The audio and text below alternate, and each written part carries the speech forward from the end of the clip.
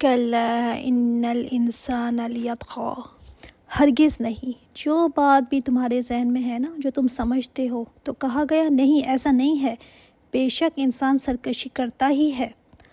طغا جو ہے نا، طغیانی سے ہے۔ جب سمندر دریا اپنی حدوں سے باہر نکل آئے تو کہتے ہیں نا اس میں طغیانی آ گئی ہے، معنی کہ باؤنڈریز کراس کرنا، سرکشی کرنا۔ تو انسان سرکشی کرتا ہی ہے، باؤنڈریز کراس کرتا ہی ہے۔ کیوں کرتا ہے باؤنڈریز کراس؟ ارآہ استغنی، اس لیے کہ وہ دیکھتا ہے اپنے آپ کو غنی، بے نیاز۔ غنی مطلب سمجھتا ہے کہ مجھے کسی کی ضرورت نہیں، میرے پاس اتنا پیسہ ہے، اتنے وسائل ہیں، مجھے کسی کی کیا ضرورت۔ حالانکہ غنی تو صرف اللہ تعالیٰ کی ذات ہے، انسان تو ہمیشہ ہی محتاج ہے، انسان تو فقیر ہے۔ اللہ تعالیٰ نے قرآن کریم میں فرمایا نا کہ انسان جب بھی اپنے آپ کو غنی سمجھنے لگتا ہے تو پھر وہ کیا کرتا ہے؟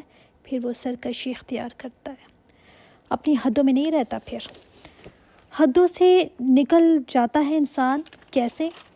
جب وہ دیکھتا ہے بھائی میرے پاس پیسہ ہے، وسائل ہیں، میری نسلیں بیٹھ کر آرام سے کھا سکتی ہیں، پھر کیا آتا ہے ذہن میں کیوں کروں پرواہ کسی کی، میں کیوں دوں رشتہ داروں کو، مجھے کیا حلال، مجھے کیا حرام، میں کیوں رشتہ داروں کے حقوق دوں، مجھے کیا ضرورت ہے۔ پھر وہ سرکشی کرتا پھرتا ہے، اللہ تعالیٰ کے جو احکامات ہیں ان کو توڑتا ہے، کیونکہ اپنے آپ کو بے پرواہ دیکھتا ہے نا کہ مجھے کسی کی ضرورت نہیں، تو میرے پاس اتنا کچھ ہے، مجھے کیا ضرورت۔ اور اگر مجھے اللہ کی طرف میں پلٹا بھی جاؤں گا تو پھر مجھے تو وہاں پہ بھی اتنا کچھ ملے گا۔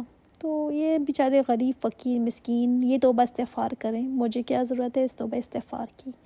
لیکن وہ انسان جو ڈرتا رہتا ہے، جو سمجھتا ہے کہ میرا پاس جو کچھ بھی ہے وہ اللہ تعالیٰ کا دیا ہوا ہے، جب چاہے گا چھین لے گا، چھیننے کی قدرت رکھتا ہے وہ، تو انسان پھر ڈرتا ہے نا کہ کہیں مجھ سے کوئی اللہ تعالیٰ کا حکم نہ ٹوٹ جائے، وہ لیمٹس میں رہتا ہے پھر اپنی۔ دیکھیے اب عدالتیں جو ہیں نا وہ بھی لمیٹڈ مجرموں کو پکڑتی ہیں نا، جیسے کسی نے اگر قتل کیا ہو تو اس کو سزا دے دے گی، کسی نے اگر کسی کی چوری کی ہو تو اس کو پکڑ لے گی۔ لیکن جو مسئلے جائیدادوں کے مسئلے ہیں، یا گھروں میں جو فزیکل ٹارچر یا مینٹلی ٹارچر ہوتا ہے، یا کسی نے کسی کا حق مارا ہو، ان سب باتوں کو تو عدالتیں نہیں پکڑتی نا۔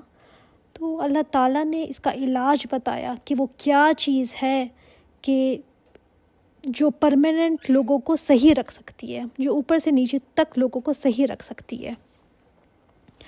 اِنَّ إِلَىٰ رَبِّكَ الرُّجْعَىٰ، کہ بے شک تمہیں اپنے رب کی طرف پلٹنا ہے، رب کی طرف پلٹنا ہے تمہیں۔ جب اس بات کو تم یاد رکھو گے نا تو پھر تمہیں بریک لگ جائے گی، پھر تمہیں ہوگا کہ گھر میں ہوں یا اکیلے میں ہوں یا فیملی کے ساتھ ہوں یا بیڈ روم میں بھی ہوں، جہاں بھی میں ہوں، جہاں کوئی بھی نہیں ہے اور کوئی نہیں دیکھ رہا، کیا چیز ہے جو انسان کے ہاتھ کو اور زبان کو روک کر رکھتی ہے؟ اِنَّ إِلَىٰ رَبِّكَ الرُّجْعَىٰ، پلٹنا ہے تجھے واپس رب کی طرف۔ یہ چیز انسان کو درست رکھتی ہے۔ جب یہ یاد رکھے گا نا انسان تو خود بخود زبان رکے گی، ہاتھ خود بخود سوچ سمجھ کر اٹھیں گے۔ جب کوئی اللہ معاف کرے ٹی وی پر ایسی خبر یا ایسی نیوز سن لینا جس میں بے تحاشا ظلم دکھایا ہو کسی بچے پر یا کسی پر، تو ایک دم خیال آتا ہے کہ کیا ان کو یہ یقین نہیں ہے کہ انہوں نے مرنا ہے؟ کیا ان کو پتہ نہیں ہے کہ یہ رب کی طرف اٹھائے جائیں گے، انہوں نے واپس جانا ہے؟ کیونکہ ہو ہی نہیں سکتا کہ جس کے ذہن میں یہ ہو کہ مجھے تو جانا ہے، مجھے تو جانا ہے اللہ کی طرف، وہ کیسے ایسے کوئی کام کر سکتا ہے دلیری کے ساتھ؟ ہاں، خطا غلطی اگر ہو جائے انسان سے اور وہ توبہ استغفار کر لے، یہ ہو سکتا ہے کہ انسان سے غلطی ہو جائے، مگر جان بوجھ کر کرنا، اور جس کو جتنا زیادہ یقین ہوگا نا کہ مجھے پلٹنا ہے، رجعا، تو وہ اتنا ہی احتیاط کرے گا، اتنا ہی وہ آرام سے رہے گا، اتنا ہی وہ ٹھہر کر سنبھل کر چلے گا۔ تو اللہ تعالیٰ نے کہا کہ جب انسان بھول جاتا ہے نا کہ اس کی واپسی ہے، اس کا ایک دن ہے، تو پھر وہ خوب سرکشی کرتا ہے، خوب طغیانی کرتا ہے۔ أَرَأَيْتَ الَّذِي يَنْهَىٰ، یہ اب اسپیسیفک جو ہے نا ابو جہل کے بارے میں آیا۔ کیا دیکھا تم نے اس کو جو روکتا ہے؟ یہاں پر آپ دیکھیے گا آگے بھی بار بار أَرَأَيْتَ الَّذِي أَرَأَيْتَ الَّذِي، جیسے ہم بھی کہتے ہیں نا کیا تم نے اس کو دیکھا ہے، کیا تم نے اس کو دیکھا ہے، تو یہاں پہ بھی آیا کیا تم نے اس کو دیکھا ہے جو روکتا ہے؟ کس کو؟ عبداً اذا صلی، ایک بندے کو جو نماز پڑھتا ہے، آپ صلی اللہ علیہ وسلم حرم میں جب نماز پڑھتے تھے نا، تو ابو جہل نے اپنے ساتھیوں سے کہا تھا کہ میں فلاں جگہ اونٹ ذبح ہوا ہے، تو کون ہے جو اس کی اوجری لائے گا؟ تو جب آپ صلی اللہ علیہ وسلم سجدے میں گئے تھے نا، تو اس نے اوجری جو ہے نا آپ صلی اللہ علیہ وسلم کے گردن مبارک پر رکھ دی تھی، تو آپ صلی اللہ علیہ وسلم پھر سر نہیں اٹھا سکتے تھے، اور یہ ہنس کر نہ لوٹ پوٹ ہو رہے تھے۔ تو ایک بندے کو نماز پڑھنے سے روکتا ہے یہ، اور اللہ تعالیٰ کا بندہ تھا وہ، آپ صلی اللہ علیہ وسلم کو عبد کہا گیا یہاں پر۔ اور آپ دیکھیں گے کہ جب بھی اللہ تعالیٰ نے آپ صلی اللہ علیہ وسلم کی تعریف کی ہے نا، تو آپ صلی اللہ علیہ وسلم کو عبد کہا ہے۔ اَرَأَيْتَ إِنْ كَانَ عَلَى الْهُدَى أَوْ أَمَرَ بِالتَّقْوَى، بھلا بتاؤ تو اگر وہ ہو ہدایت پر یا حکم دیتا ہو تقوی کا۔ اب یہ جو آیت ہے نا، یہ دونوں طرف جا سکتی ہے، آپ صلی اللہ علیہ وسلم کی طرف بھی اور ابو جہل کی طرف بھی۔ ایک مطلب تو کیا تم نے سوچا ہے کبھی تھوڑی دیر کے لیے کہ اگر ہوئے آپ صلی اللہ علیہ وسلم ہدایت پر، وہ جو کوئی بری بات کا حکم تمہیں نہیں دیتا، وہ تقوی کا تمہیں حکم دیتا ہے، تو یہ تم کیا کرنے جا رہے ہو؟ کیا کبھی تم نے سوچا ہے کہ اگر یہ حق پہ ہوا تو؟ دوسرا معنی اس کے اگر ابو جہل کا لیں تو وہ جو گمراہی میں اتنا آگے چلا گیا ہے، اگر ہوتا یہ ہدایت پر یا تقوی پر اختیار کرتا نا اگر یہ، تو کتنا ہی آگے نکل جاتا، جتنا یہ گمراہی میں آگے نا، اتنا تقوی میں آگے نکل جاتا۔ اس نے نا اپنا سارا زور، ساری طاقت جو ہے وہ دین کی مخالفت میں لگا دی ہے۔ کہیں اگر یہ ہدایت پر آنے کا سوچتا یا تقوی اختیار کر لیتا تو اس سے بھی آگے نکل جاتا۔ آپ صلی اللہ علیہ وسلم نے جن دو کے بارے میں دعا کی تھی نا کہ کسی ایک کو یا اللہ میری جھولی میں ڈال دے، تو ایک حضرت عمر رضی اللہ تعالیٰ عنہ تھے، اور دوسرا یہ ابو جہل۔ بہت حکمت والا تھا یہ، بہت زیادہ حکمت والا تھا، لیکن کس راستے پر یہ چل نکلا تھا۔ اَرَأَيْتَ إِنْ كَذَّبَ وَتَوَلَّى، کیا تم نے دیکھا کہ وہ جھٹلاتا ہے اور منہ موڑتا ہے؟ أَلَمْ يَعْلَمْ بِأَنَّ اللَّهَ يَرَى، کیا نہیں اس نے جانا کہ اللہ اسے دیکھ رہا ہے؟ کیا نہیں یہ جانتا؟ یہ بات نہ صرف ابو جہل کے لیے نہیں بلکہ ہم سب کے لیے ہے کہ أَلَمْ يَعْلَمْ بِأَنَّ اللَّهَ يَرَى، کیا نہیں تم جانتے کہ اللہ تعالیٰ تمہیں دیکھ رہا ہے؟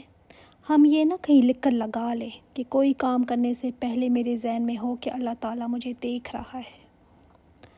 كَلَّا لَئِن لَّمْ يَنْتَهِ، ہرگز نہیں، اگر نہ وہ باز آیا، لَنَسْفَعًا، تو ہم ضرور کھینچیں گے، سختی سے پکڑ کر کھینچنا، بِالنَّاصِیَةِ، جو آگے کے بال ہوتے ہیں نا، جو ماتھے سے اوپر کے بال ہیں، ان کو کہتے ہیں ناصیہ، اور جب یہاں سے کسی کو پکڑا جائے نا تو بالکل وہ قابو میں آ جاتا ہے، کہیں بھاگ نہیں سکتا پھر۔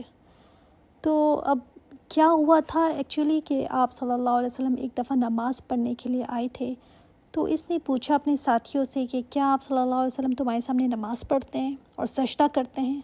تو انہوں نے کہا ہاں۔ تو اس نے کہا اچھا، اگر اس نے میرے سامنے یہ کام کیا نا تو میں اس کی گردن رون دوں گا اور اس کے منہ کو مٹی میں ملا دوں گا۔